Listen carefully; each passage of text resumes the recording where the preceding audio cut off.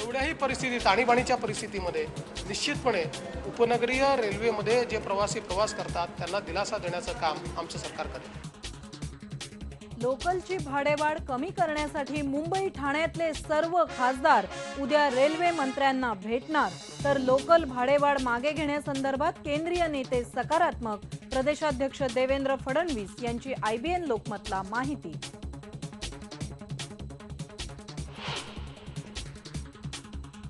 Railway भाडेवाढी विरोधात मुंबईत काँग्रेस नेत्यांनी विना तिकीट प्रवास करून केला सविनय कायदेभंग।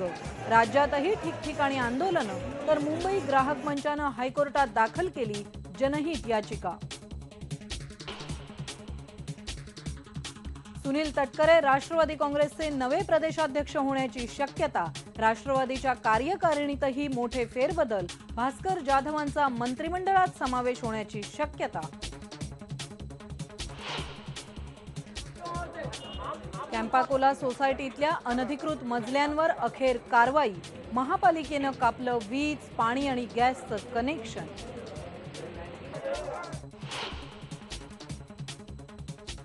मंत्रालयात काही वेळापूर्वी शॉर्ट सर्किटमुळे लागली छोटी आग, पण ना आगीची सूचना देणारा अलार्म वाजला आणि वीज पुरवठाही बंद झाला नाही।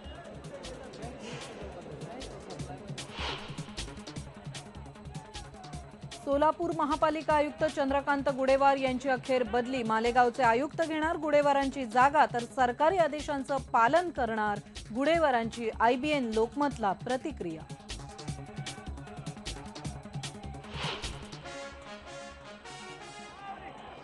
आणि ज्ञानेश्वर माऊलींच्या पालखीचा दिवे घाटातून प्रवास सुरू। दिवे घाटात भक्तीचा महापूर।